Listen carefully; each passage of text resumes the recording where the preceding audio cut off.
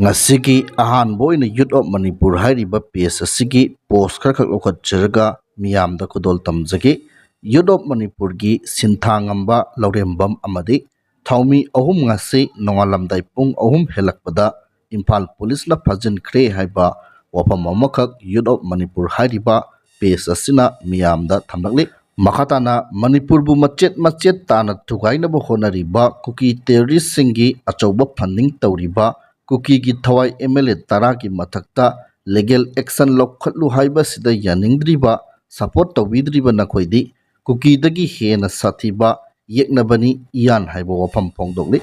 ꯃꯈꯥ ꯇꯥꯅ ꯑꯩꯈꯣꯏꯒꯤ ꯃꯤꯠꯃꯥꯡꯗ ꯃꯔꯩꯕꯥꯛ ꯅꯨꯡꯁꯤꯕ ꯃꯤꯁꯛ ꯑꯃꯒꯤ ꯊꯋꯥꯏ ꯃꯥꯡꯍꯟꯈ꯭ꯔꯁꯤ ꯍꯥꯏꯕ꯭ꯔꯥ? ꯃꯥꯂꯦꯝ ꯊꯣꯉꯥꯝꯅ ꯃꯅꯤꯄꯨꯔꯒꯤ ꯏꯔꯥꯡ ꯑꯁꯤꯒꯤ ꯍꯧꯔꯛꯐꯝ ꯀꯨꯀꯤ ꯇꯦꯔꯣꯔꯤꯁꯁꯤꯡꯗ ꯐꯟꯗꯤꯡ ꯇꯧꯕꯤꯕ, ꯀꯨꯀꯤꯁꯤꯡꯒꯤ ꯕꯦꯛꯕꯣꯟ ꯑꯣꯏꯔꯤꯕ ꯀꯨꯀꯤ MLA 10ꯒꯤ ꯃꯊꯛꯇ ꯃꯅꯤꯄꯨꯔ ꯊꯨꯒꯥꯏꯅꯕ ꯁꯤꯜꯂꯛꯄ ꯑꯁꯤꯒꯤꯗꯃꯛ ꯑꯦꯛꯁꯟ ꯂꯧꯈꯠꯄꯤꯌꯨ ꯍꯥꯏꯅ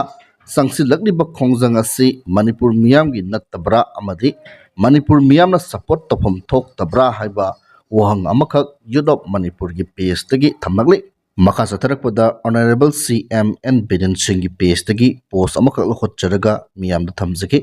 ꯍꯩꯔꯣꯛꯇ ꯆꯤꯐ ꯃꯤꯅꯤꯁꯇꯔ ꯏꯀꯣꯅꯣꯃꯤꯛ ꯔꯤꯚꯥꯏꯕꯜ ꯇ꯭ꯔꯦꯅꯤꯡ ꯄ꯭ꯔꯣꯒ꯭ꯔꯥꯝ ꯍꯧꯗꯣꯛꯈ꯭ꯔꯦ꯫ Horticulture, agriculture, handloom and handicraft ꯗꯤꯄꯥꯔꯠꯃꯦꯟꯠꯀꯤ ꯑꯣꯐꯤꯁꯤꯌꯦꯜ, ꯑꯦꯛꯁꯄꯥꯔꯠ ꯑꯃꯗꯤ NGOꯁꯤꯡꯒꯤ ꯃꯤꯍꯨꯠꯁꯤꯡꯁꯨ ꯁꯔꯨꯛ ꯌꯥꯈꯤ ꯍꯥꯏꯕ ꯋꯥꯐꯝ ꯊꯝꯂꯛꯂꯤ꯫ ꯃꯈꯥ ꯆꯠꯊꯔꯛꯄꯗ ꯗ ꯅꯣꯃꯦꯗꯤꯛ ꯀ꯭ꯔꯦꯁꯟꯁ ꯍꯥꯏꯔꯤꯕ ꯄꯦꯖ ꯑꯁꯤꯒꯤ ꯄꯣꯁ ꯈꯔꯈꯛ ꯂꯧꯈꯠꯆꯔꯒ ꯊꯝꯖꯒꯦ꯫ Congratulations Martins Irengbam, top model of universe Martin ꯏꯔꯦꯡꯕꯝꯅ ꯇꯥꯏꯇꯜ 3 ꯂꯧꯔꯛꯈ꯭ꯔꯦ꯫ First runners up title, second best physique title, best face title, best catwalk title, Meitei ꯃꯆꯥꯅ ꯌꯥꯏꯐꯔꯦ, ꯃꯤꯄꯨꯝ ꯈꯨꯗꯤꯡꯃꯛꯅ ꯁꯤꯌꯔ ꯇꯧꯕꯤꯔꯝꯃꯨ ꯑꯃꯁꯨꯡ ꯄꯨꯛꯅꯤꯡ ꯊꯧꯒꯠꯄꯤꯔꯝꯃꯨ ꯍꯥꯏꯕ ꯋꯥꯐꯝ ꯄꯦꯖ ꯑꯁꯤꯅ ꯐꯣꯡꯗꯣꯛꯂꯤ꯫ ꯃꯈꯥ ꯆꯠꯊꯔꯛꯄꯗ ꯀ꯭ꯋꯥꯀꯩꯊꯦꯜ 360 ꯍꯥꯏꯔꯤꯕ ꯄꯦꯖ ꯑꯁꯤꯒꯤ ꯄꯣꯁ ꯑꯃꯈꯛ ꯂꯧꯈꯠꯆꯔꯒ ꯊꯝꯖꯒꯦ꯫ ꯀꯥꯔꯕꯤꯁꯤꯡꯅ ꯃꯅꯤꯄꯨꯔ ꯀꯨꯀꯤꯁꯤꯡꯒꯤ ꯏꯟꯐ꯭ꯂꯛꯁ ꯊꯤꯡꯅꯅꯕ ꯑꯦꯛꯁꯟ ꯂꯧꯕꯤꯌꯨ ꯍꯥꯏꯈ꯭ꯔꯦ꯫ ꯃꯈꯥ ꯆꯠꯊꯔꯛꯄꯗ ATꯒꯤ ꯂꯨꯆꯤꯡꯄꯨꯔꯦꯜ ꯀꯣꯔꯣꯉꯥꯟꯕ ꯈꯨꯃꯟꯒꯤ ꯄꯦꯖꯇꯒꯤ ꯄꯣꯁ ꯑꯃꯈꯛ ꯂꯧꯈꯠꯆꯔꯒ ꯊꯝꯖꯒꯦ꯫ ꯑꯇꯣꯞꯄ ꯅꯣꯔꯊ ꯏꯁ ꯁ꯭ꯇꯦꯠꯁꯤꯡꯒꯤ ꯃꯤꯇꯣꯞ ꯈꯟꯗꯣꯛꯄꯒꯤ ꯊꯕꯛꯁꯤꯡ ꯄꯥꯏꯈꯠꯄ ꯍꯧꯔꯛꯂꯤꯕ ꯑꯁꯤ ꯌꯥꯝ ꯐꯔꯦ ꯍꯥꯏꯔꯤ꯫ ꯃꯈꯥ ꯆꯠꯊꯔꯛꯄꯗ ꯍꯤ ꯌꯥꯏꯈꯣꯝꯕ ꯅ꯭ꯌꯨꯁ ꯍꯥꯏꯔꯤꯕ ꯄꯦꯖ ꯑꯁꯤꯒꯤ ꯄꯣꯁ ꯈꯔꯈꯛ ꯂꯧꯈꯠꯆꯔꯒ ꯊꯝꯖꯒꯦ꯫ ꯄ꯭ꯔꯥꯏꯝ ꯃꯤꯅꯤꯁꯇꯔ ꯅꯔꯦꯟꯗ꯭ꯔ ꯃꯣꯗꯤꯅ ꯆꯌꯣꯜ ꯑꯃꯒꯤ ꯃꯅꯨꯡꯗ ꯂꯥꯟꯖꯦꯟꯅꯗꯨꯅ ꯂꯩꯔꯤꯕ ꯏꯟꯃꯦꯠꯁꯤꯡ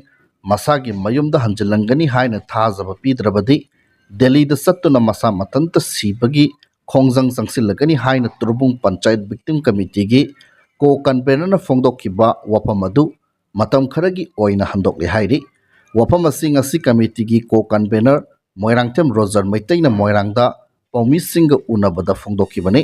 ꯃꯍꯥꯛꯅ ꯃꯈꯥ ꯇꯥꯔꯗꯨꯅ ꯍꯥꯏ, ꯉꯁꯤ ꯃꯣꯏꯔꯥꯡ ACꯒꯤ MLA ꯊꯣꯉꯥꯝ ꯁꯥꯟꯇꯤ, ꯀꯨꯝꯕꯤ ACꯒꯤ MLA ꯁꯅꯥꯁꯝ ꯄ꯭ꯔꯦꯝꯆꯟꯗ꯭ꯔꯅ ꯃꯌꯥꯏ ꯇꯪꯕ ꯂꯧꯗꯨꯅ DC Bishnupur L. Bikram, SP Bishnupur ꯑꯃꯗꯤ ꯃꯀꯣꯛ ꯊꯣꯡꯕ ꯑꯣꯐꯤꯁꯤꯌꯦꯜꯁꯤꯡꯒ ꯎꯅꯗꯨꯅ ꯋꯥꯔꯤ ꯁꯥꯅꯔꯕ ꯃꯇꯨꯡ ꯀꯃꯤꯇꯤ ꯑꯁꯤꯅ ꯂꯩꯉꯥꯛꯇ ꯊꯝꯈꯤꯕ ꯗꯥꯕꯤꯁꯤꯡ ꯂꯩꯉꯥꯛꯅ ꯊꯥ ꯑꯁꯤꯒꯤ ꯃꯅꯨꯡꯗ ꯊꯕꯛꯇ ꯑꯣꯟꯊꯣꯛꯄꯤꯔꯛꯀꯅꯤ ꯍꯥꯏꯅ ꯊꯥꯖꯕ ꯄꯤꯔꯛꯄꯗꯒꯤ ꯈꯣꯡꯖꯪ ꯑꯁꯤ ꯃꯇꯝ ꯈꯔꯒꯤ ꯑꯣꯏꯅ ꯍꯟꯗꯣꯛꯈꯤꯕꯅꯤ꯫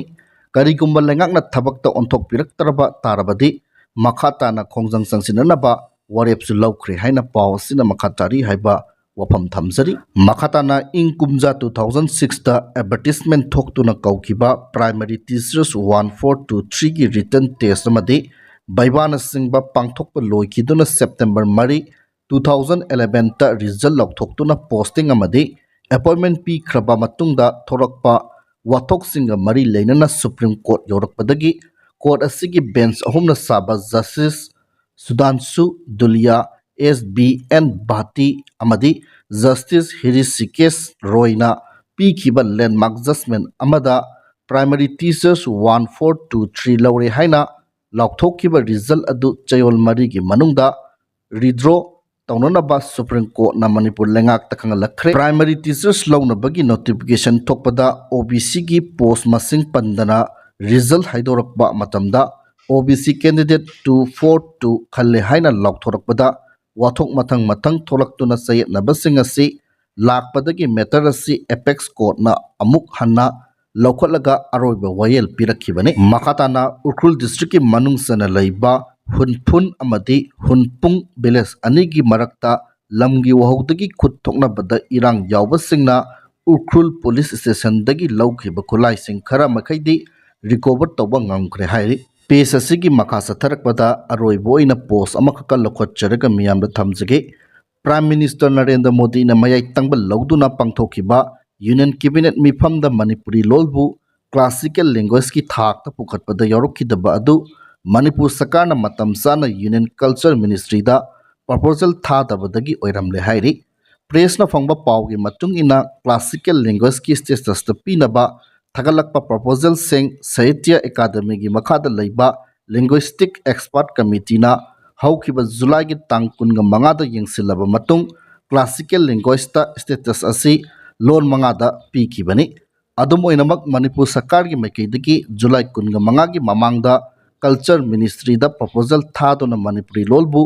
क्लासिकल लैंग्वेज की स्टेटस पीनबा तक्सिनखिबा लैते हाइरि एमपी महाराजा लैसेंबा सना जावना राज्य सभादा तक्सिनखिबा लैख्रबसु मणिपुर सरकार की मैकेदगी थबम थोकपा प्रपोजल थादना लैरकपनि हाइरि सही खरा ममांगदा मणिपुर सरकारना प्रपोजल ड्राफ्ट तौखिबदी लैख्रे अदुबु क्रेक्टेरिया खरा होंदोक होंजिन अमदी कोमथोक खोमजिन खरा लाकबदगी प्रपोजल अदु सेमदोक सेमजन तौनबा होनरिङै चैरक्ता जुलाई कुनगा मंगादा लिंग्विस्टिक एक्सपर्ट कमिटी ना लोल मंगा अदु